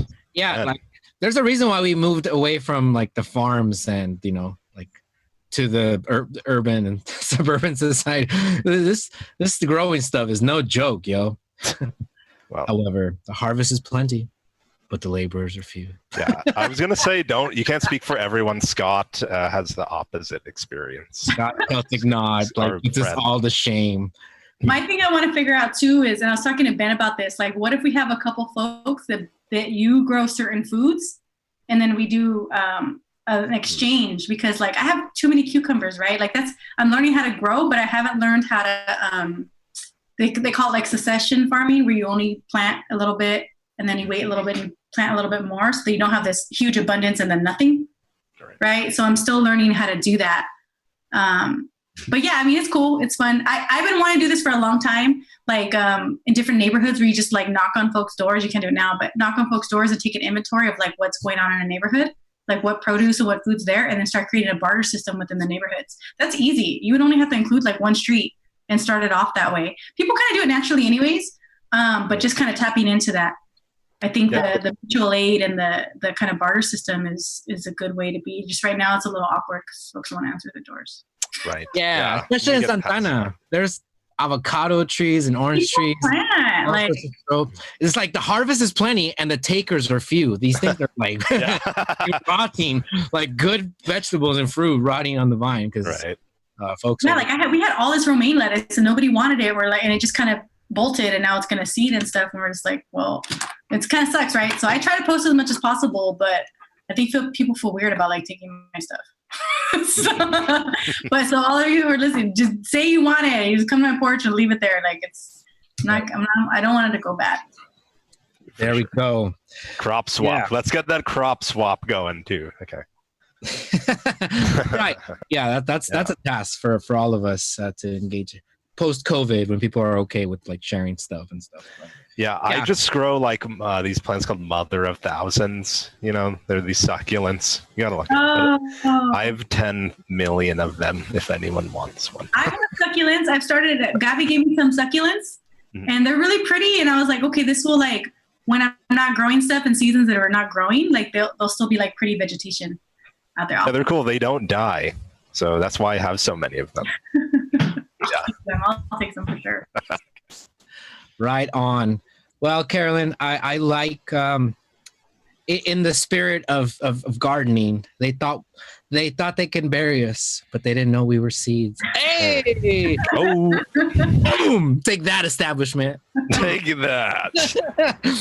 For reals, though. But really, the metaphors just go on and on when you're gardening, and it very much translates into what in fact happens with the minds of young people. And when you plant good seeds, even if the soil is not quite there yet, like in due time, like, you give it some water, you give it some light, and, the metaphor like works itself out in all sorts of beautiful ways. But educators are that, and the environment that they grow in, and also like, the parenting and the resources and the housing and the things that that provide for something like a beautiful young mind to grow into an empowered individual to take on the tasks of bettering our world, and providing goodness for everybody around is one of the most just commendable tasks, and very underpaid, many would argue, and underappreciated, but really like people like yourself, like mentioned Paulo Michalis and so many people, like Rigo and brother from Cal State Fullerton, Alejandro, just like name this Mike Rodriguez, name escaped me, but like there's just like so many good people, so many amazing, beautiful folks that are out there, but very few people now, that are jumping into this here sphere of trying to change the world through the electoral politics. And Carolyn, like Santana's a better place because you won, and because you're out there fighting for us and speaking with us and for us and about us. So yeah, I'm so happy that I can call you trustee, and I'm so happy that that you came onto the show today. So I want to give you maybe some final comments for folks that are looking to get involved in your campaign, whether it's volunteering, donating, or in whatever which way. Where can folks go for that? So we can go to the website, Carolyn Torres for SAUSD.com. But the Facebook group, it's Carolyn Torres SAUSD. We're going to start amping up the campaign in the coming weeks. So there's a Google volunteer form.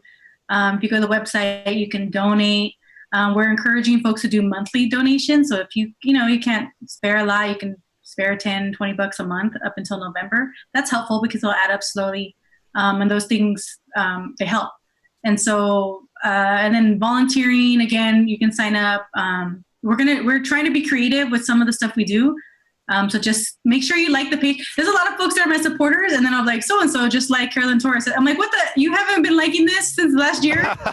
I feel like that's happening show. Uh-oh. Come on, I've had you on my show. You still don't like it? I'll check. I did. I'm liked already. Okay. That's what happens though. People like forget. And then I have, like 800 or so followers. But my personal page gets more traction than the school board page. But it's CarolynTorres.com? Carolyn Torres for SAUSD.com. Got it. And then the Facebook is Carolyn Torres, SAUSD. And I have an Instagram too. I think it's Carolyn Torres, SAUSD. It should pop up. Is it 4 with a 4 or the number 4 or just FOR? FOR. All right. Drop and so that's where that you can donate. But most of the updates are usually on Facebook or Instagram. But yeah, so that's a way to get involved. And then, at minimum, like some folks can donate money and some folks can't volunteer or whatever. But at minimum, just share stuff that you see from the campaign page so that we can get folks going to that more than going to my personal page. But it's normal. People are going to go to your personal page first, but that's helpful. It's just helpful. I had to do the boast thing, but I had to verify my identity. It's getting real. The campaign's getting real. I was supposed to do it last year too, and I was like, ah. So I had to do it this year. I got the Facebook thing in the mail though, so just hey, come on, no one's advertising on Facebook anymore. Haven't you heard? Anyway, I'm sure that will end soon. You're like, I pay for Facebook ads. I want my friends to like my page. Yeah. Well, so Carolyn, once again, congratulations on the DPOC endorsement tonight. Congratulations on winning a very, just tough, but overwhelmingly race that supported you. And congratulations on ethnic studies, you and the entire board that you voted unanimously for it. And I look forward to the continued work and the continued conversation that you're putting out there for us at the school board, but also with Chicanos Unidos and all the different work that you're doing, of course, as an educator for the Young Minds and Anaheim Elementary School District. So thank you so much. Oh yeah. We look forward to having you on the next time when you win again. Woo! All right. If not, all right, bye. Bye.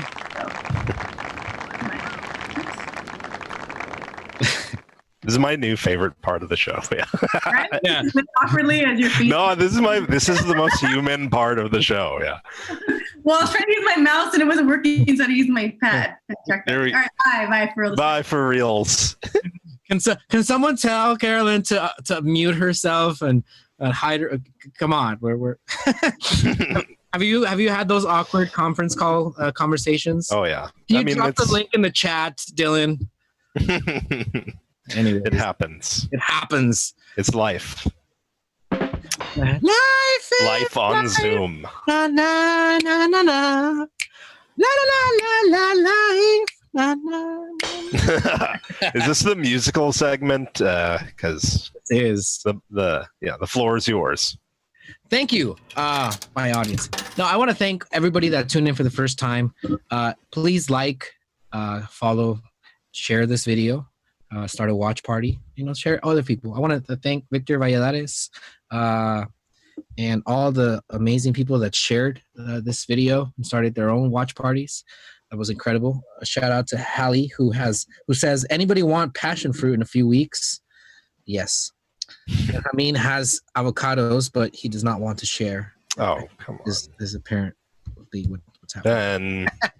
Come on, man. No. Yeah, it's just for him and the squirrels. All right, that's it. Nobody else. Mostly the squirrels.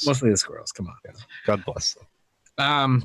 Yeah, but no, it was really cool conversation. Carolyn, Trustee Torres, the venerable. Trustee. The venerable, honorable, exuberant. No, I don't know. Exuberant. Yeah, they should start saying more stuff like that.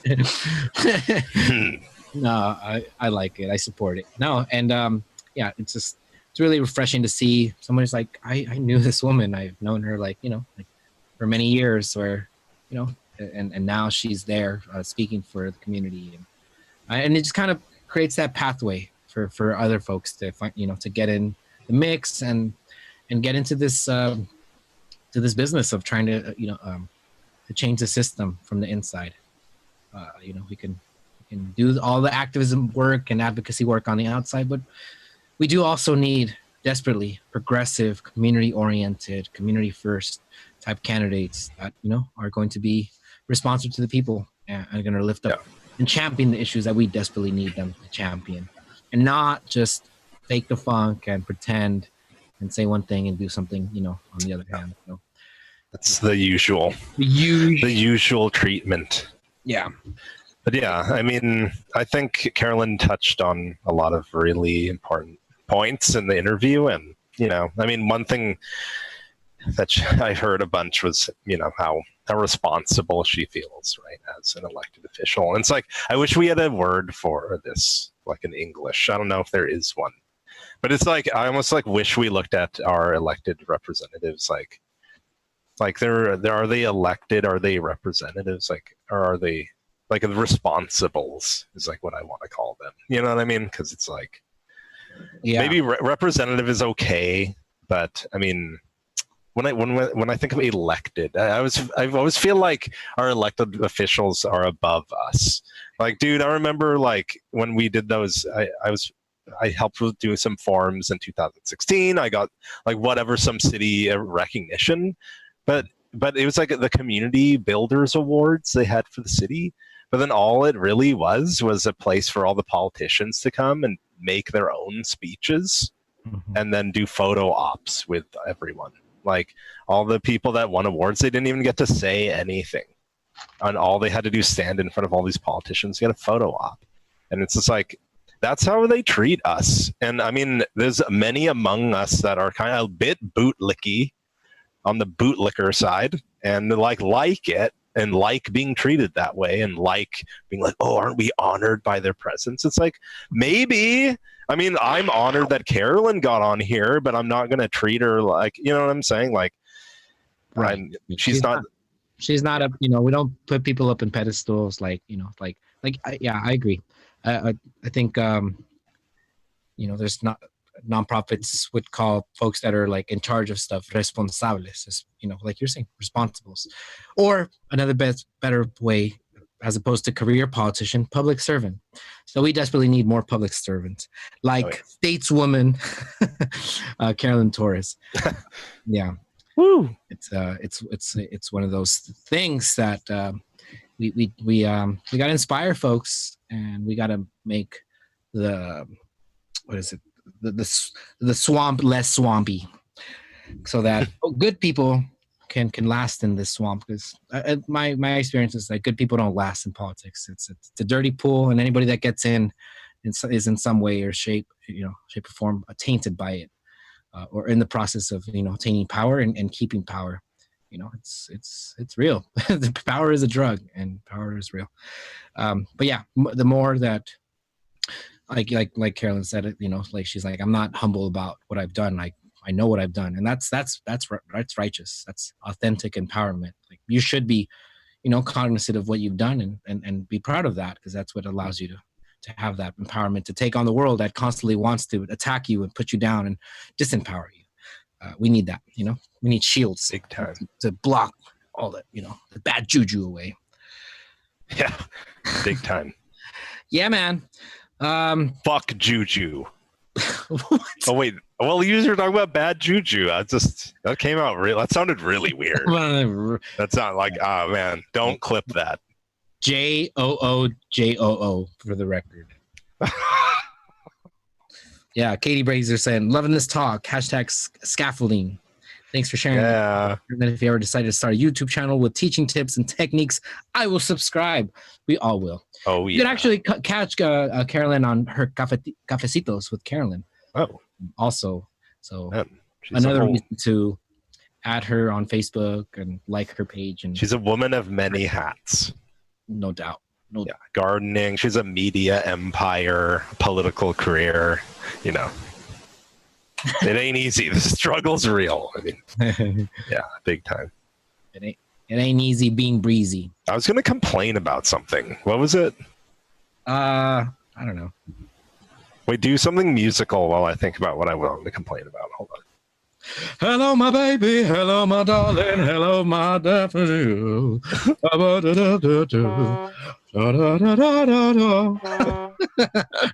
Oh, I remembered what it was. Okay. Oh, but it's weird because it wasn't a complaint. It's because 99% of the things I want to talk about are just petty complaints. Okay, but you got 2 minutes, Dylan. Sorry, Edgar. But by the way, I got my wife Claudia got me a desk calendar Hey, all and right. it's saving my freaking life. So if you get a lot of anxiety and from having lots of pending tasks and are a chronic procrastinator, get a desk calendar. Yeah. By the way, I have to say I've received a lot of money from Big Desk Calendar.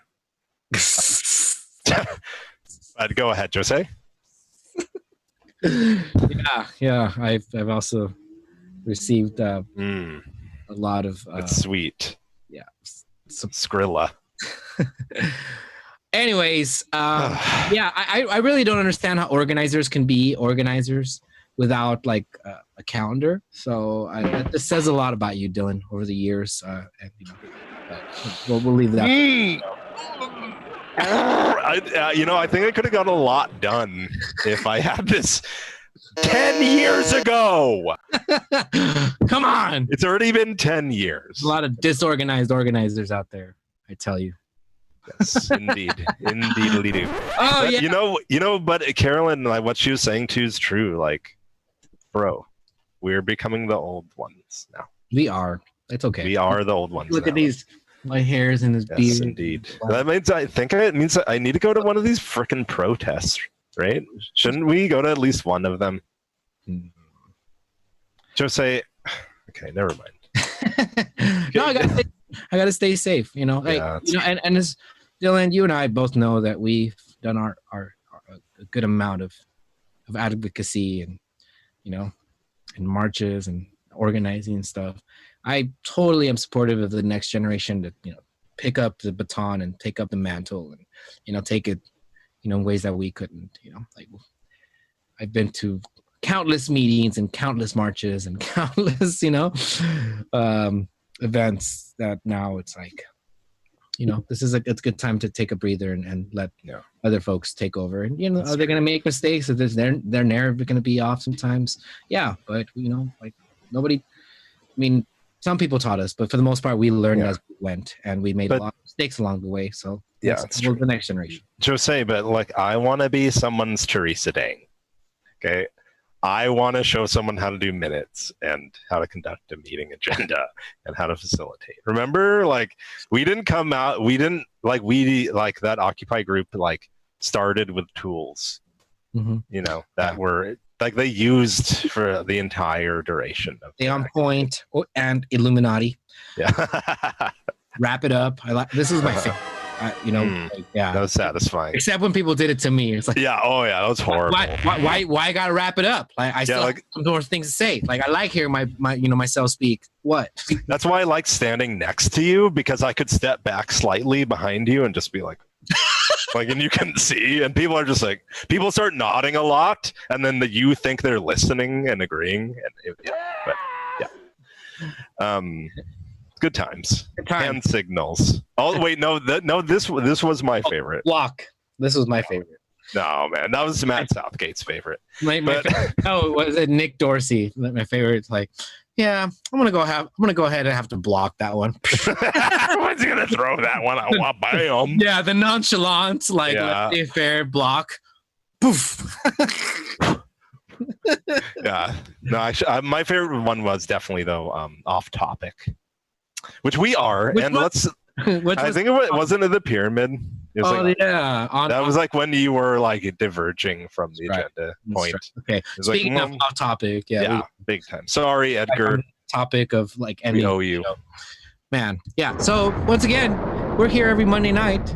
We have been at least for the past of several weeks now. So please tune in next week. We've had some amazing shows this past few weeks. With Albert Castillo, Carlos Perea, Lupe Ramirez, and today the trustee Carolyn Torres. So the heavy hitters are coming. More candidates running for office, more community grassroots leaders, more people on the front lines of the issues that matter to us here, Santana, Anaheim, Orange County, and here in California, Stanton. Yeah, and don't forget about. I don't know, Westminster. Yeah, those people. Hawaiian Gardens, mother. Yeah.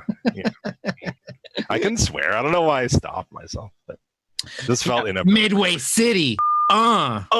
Respect. Okay. Go So to Casa. please, Wait, never mind. Moreno Valley. What? Huh?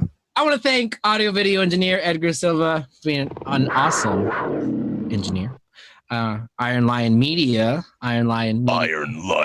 Studio. Please send us a message if you would like to learn more about how you can have your own podcast or a recording studio capacities extended to you from the good guy, Edgar. He's aight. He's aight. I like him. The show. He's Irie. Okay. Yeah. So thank him. I thank everybody, people that watch this, week in and week out, and everybody that watched this for the first time. Without further ado, Dylan Thompson and Jose Gloria and all of us here at It's Happening family, we are signing off. It's happening. Woo! Yeah.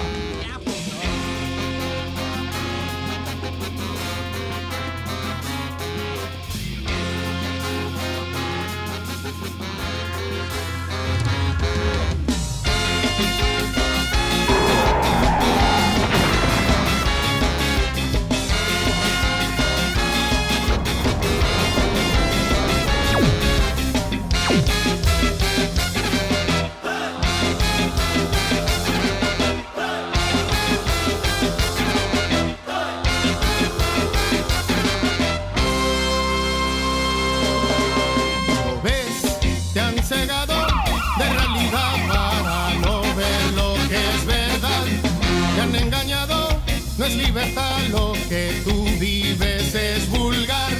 Ser un esclavo sin descansar mientras que el burgués se aprovecha de tus labores. Hay que luchar para vencer este sistema capital.